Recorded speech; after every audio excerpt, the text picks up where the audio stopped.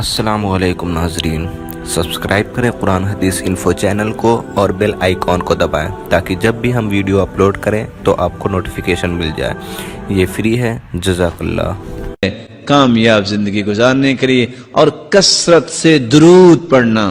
اللہم صلی علی محمد وعلی آل محمد كما صلیت علی ابراہیم وعلی آل ابراہیم انک حمید مجید۔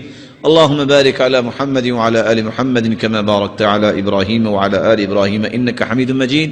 من صلی من امتک صلاة واحدہ، ایک مرتبہ جو درود پڑھتا ہے، انعام کتنے ہیں؟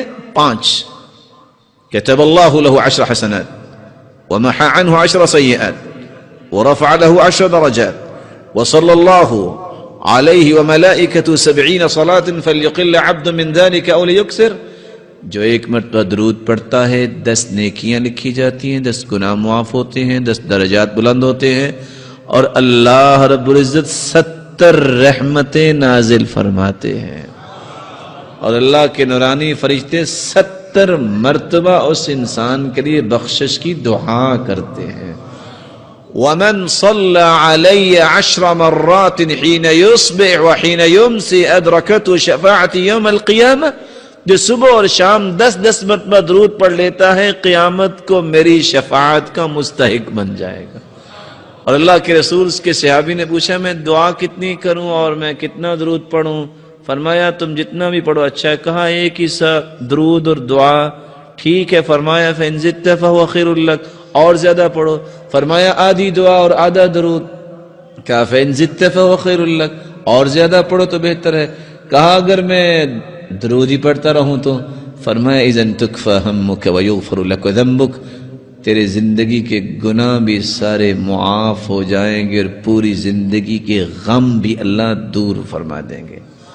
میری اللہ سے دعا ہے اللہ تعالی ہم سب کو سعادت کی زندگی عطا فرمائے، ہمارے گناہوں کو معاف فرمائے، ہماری خطاؤں اور لغزشوں کو معاف فرمائے۔ اللہ رب العزت جو صاحب اولاد ہیں ان کی اولاد کو نیک بنا، دست و بازو بنا، آنکھوں کی ٹھنڈک بنا اور صدقہ جاریہ بنا۔